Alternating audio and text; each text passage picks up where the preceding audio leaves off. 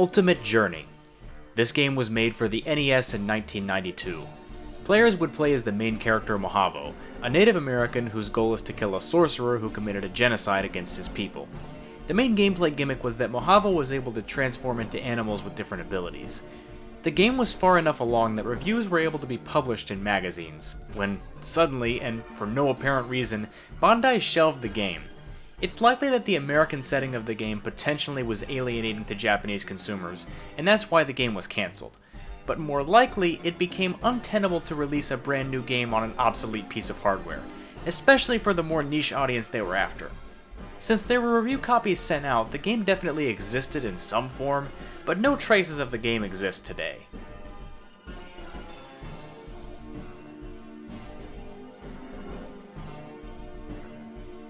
Super Monkey Ball 2 Wallpapers. I'm sure most of you have at least heard of Super Monkey Ball, as it's probably Sega's second most popular IP after Sonic. To commemorate Super Monkey Ball 2, the website created special promotional artwork wallpapers that doubled as calendars for each month. Obviously, since this was a web gimmick from the early 2000s, this means its preservation wasn't very good. Since a couple of months had multiple wallpapers, there were 14 in total that we know about. Only 4 of them are still available today in full resolution. While the web pages can, for the most part, be accessed through Wayback Machine, the wallpapers for the most part are still lost, with only the 4 seen here available today. The rest will remain difficult to find, unless someone saved the files from over 2 decades ago and still has them.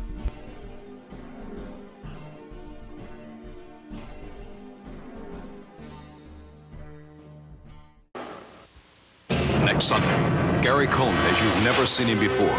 He's cheered your hearts. Now he's going to touch your hearts in a shocking NBC World movie premiere about a young boy's desperate plea for love and understanding. I wish to stay out of trouble once and for all. Everything's my fault. Gary Coleman and Playing with Fire next Sunday.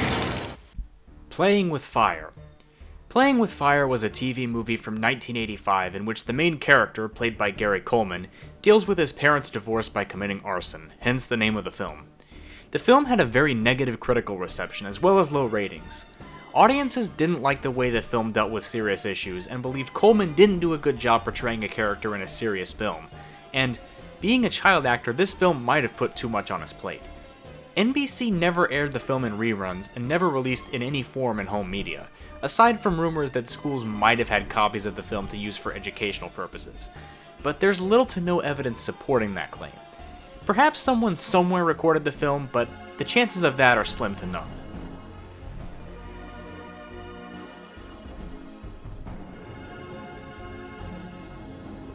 Shiden. This 23-minute pilot was planned to eventually be turned into a 26-episode series, and to gain funding it was shown at various trade shows. The creator of the show has some credibility with this concept, as the concept of the pilot deals with car racing, inspired by the creator's days as working on Speed Racer. Ultimately, a full series was never created, not due to lack of determination, but due to the creator's death in 2007. The pilot was created in 2 versions, one in English and one in Japanese. The whole pilot was lost until 2015 when the Japanese version was uploaded to YouTube, and the English version is still lost to this day.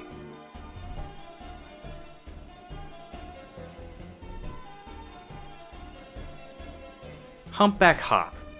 This was a song that played in one SpongeBob episode and a short clip, and never again. And unlike most of the other in-house produced SpongeBob songs, no re-uploads of this on YouTube exist, as well as any home media releases. L Supersonic Q made a video about this recently which I recommend, and will link in the description.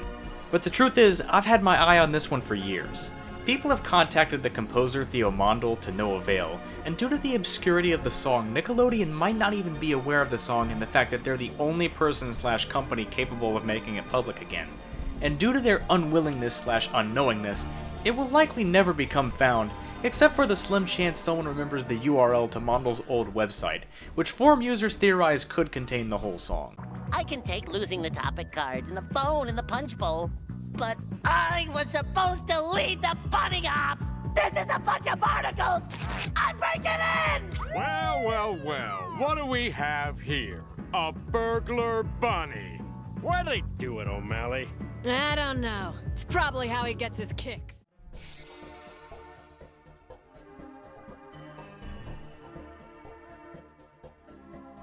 The Hopkins. The Hopkins, or the Nicktoon Family, was a series of 5 shorts aired on the Australian version of Nickelodeon in 2005. These shorts came about through a competition to find a family in Australia to turn into a Nicktoon. Nickelodeon was looking for a family that was, quote, representative of modern Australia. Obviously based on the title, the Hopkins family won, and their cartoon was eventually aired in late 2005.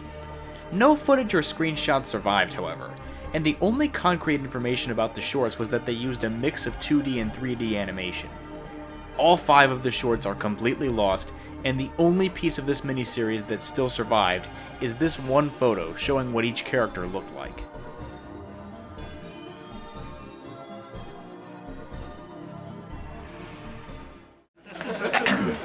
I'm afraid we can't accept your credit card. Apparently you've exceeded your $2,000 limit. $2,000?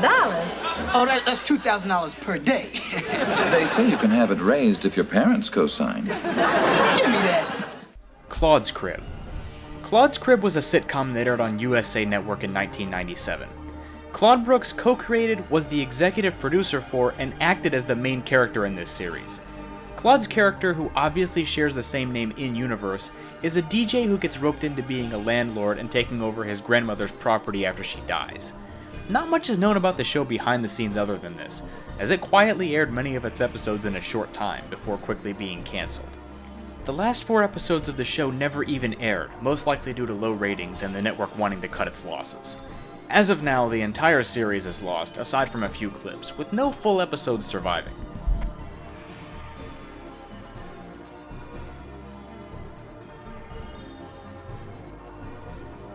Crash Village. Crash Village was an online Crash Bandicoot game that was made to promote the Crash of the Titans and Mind Over Mutant console games. The game was most similar to Club Penguin in its interactive world and character customization. As well as this, players could also communicate via text. Nothing from this game has survived. The online game in its entirety is completely lost. No assets were archived, as well as all 8 minigames. Since the servers have been shut down since 2011, pretty much any chance of this being found is completely gone. The most tangible thing available is a single downloadable screensaver, but as for the actual game itself, it will only live on in the few screenshots that have surfaced on the internet.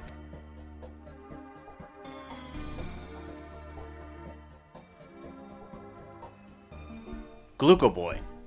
In the early 2000s, a man named Paul Wessel came up with a peripheral for the GBA that allowed users to measure their glucose levels, as his diabetic son would intentionally lose his glucose meter out of a fear of the process in general. Seeing that this is a natural fear in children, the logical conclusion to Wessel was developing a way to integrate measuring one's glucose levels into a video game console.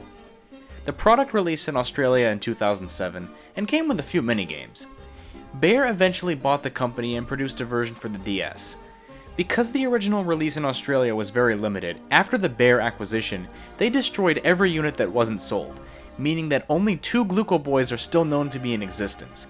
One in the possession of Wessel, and one in the possession of Bayer, thus making the GBA version functionally lost and the DS version rare but still slightly available for the right price.